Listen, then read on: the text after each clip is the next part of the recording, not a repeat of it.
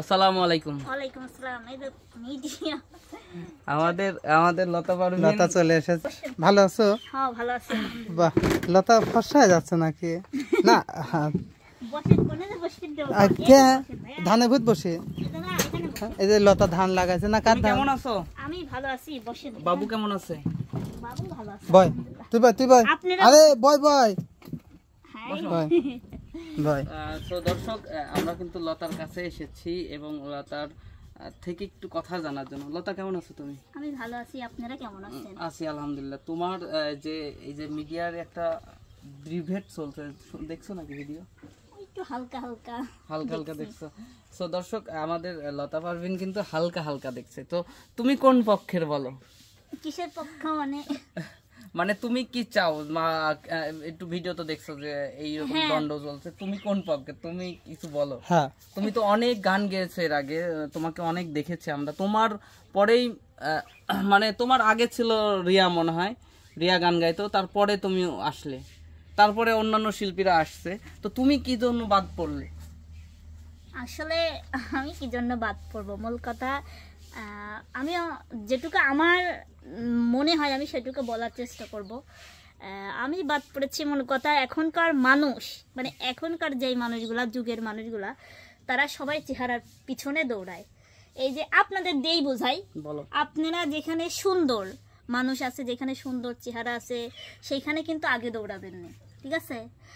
এই জন্য বলি কি যে আমি ভাইয়া সুন্দরও না, আর আমার হচ্ছে মনে করেন মূল কথা চেহারাও নেই, আমার কাছে কোনো সুন্দর কোনো বিষয়ই নাই। মানে যেটা দেখে একটা দর্শক যারা আছে তারাও কিন্তু এখন সুন্দর, যদি আপনারা যদি আমার একটা ভিডিও আপলোড করেন ওখানে এসে বলে যে এখনো আপনারা লতার পাশ ছাড়েননি, এই কথা কিন্তু দর্শক বন্ধুরাও বলে। হ্যাঁ, তো আমার তাদের প্রতি কোনো অভিযোগ নেই।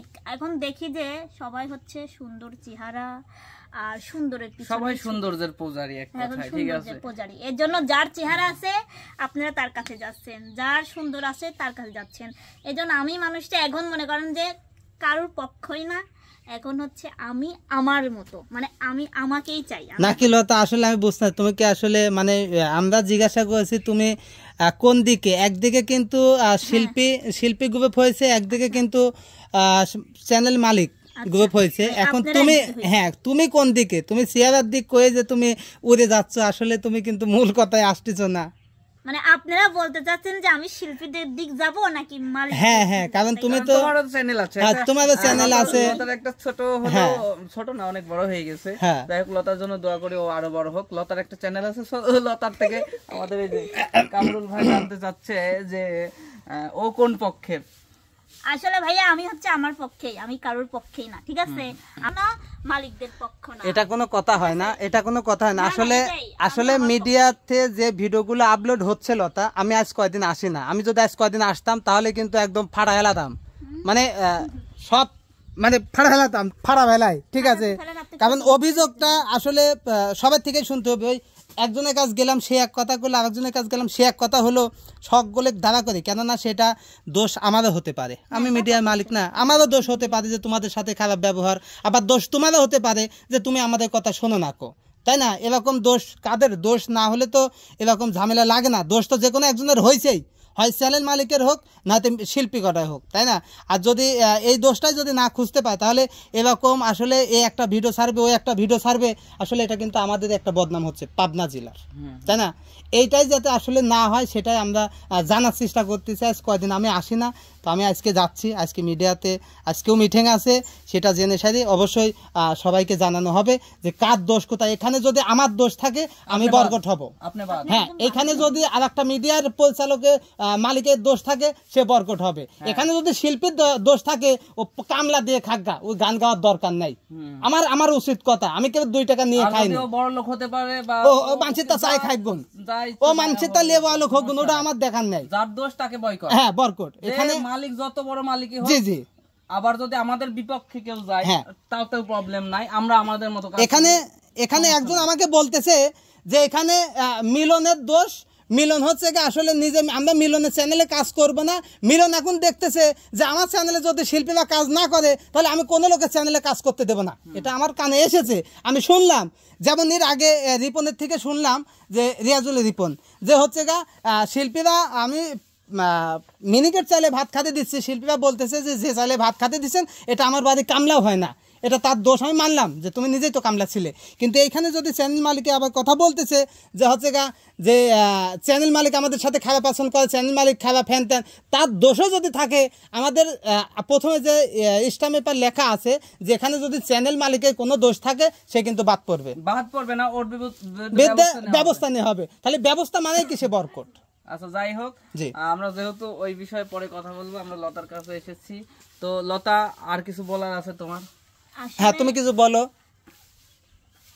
আসলে একটা কথা কি ভাইয়া, এখানে মনে করেন যে সবাই চেহারার পাগল এবং সৌন্দর্যের পাগল। আজকে যদি আপনি দেখেন, আজকে যদি আমি অন্যদের শিল্পীদের মতো লম্বা চড়া হতাম, হ্যাঁ আমি কিন্তু আমার দিক দিয়ে বলতেছি, কারুকে নিয়ে বলতেছি না, তো আমি যদি আজকে লম্বা চড়া বা সুন্দর চেহারা সুন্দর হতো তাহলে কিন্তু আমার কিন্তু ওই 10,000 টাকা দামের হাতে অ্যান্ড্রয়েড ফোন থাকতো না, আমার কিন্তু 1 লক্ষ টাকা দামের আইফোন থাকতো না। এটা ঠিক ঠিক আছে না? মানে আমি আমার দিক দিয়ে বলতেছি, আমার বাড়ি কিন্তু ভাঙা চোরা এভাবে থাকতো না, মাঠের মধ্যে আমাকে কিন্তু এইভাবে পানি খসে বের হতে হতো না, আমার কিন্তু বিল্ডিং বাড়ি অথবা আমার যে পাকা যেটাই বলেন ওটাই থাকতো। কিন্তু আমি ভাইয়া হচ্ছে আমি আমার মতো, আর আমি চেষ্টা করব সারা জীবন আমি আমার মতো থাকার। মানে তুমি বলতেছো যে এখন তোমার চেহারা ভালো থাকলে আমার প্রবাসী বন্ধু থাকতো। হ্যাঁ অবশ্যই, বুঝতে পারছি।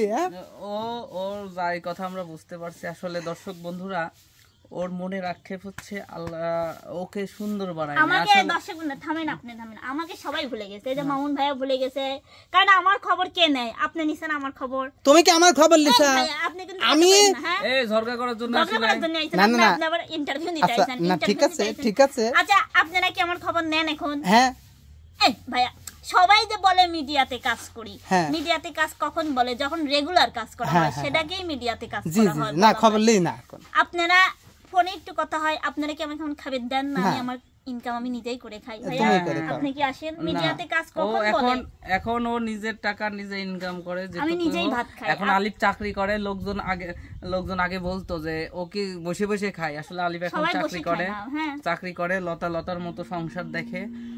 আমার কাছে আমার পৃথিবীর সবচাইতে সম্পদ, বড় সম্পদ হলো আমার সন্তান। তার মানে কিছুই নেই। তারপরে আবার শুনলাম যে দ্বিতীয়বার লতা পারভিন মা হতে যাচ্ছে নাকি?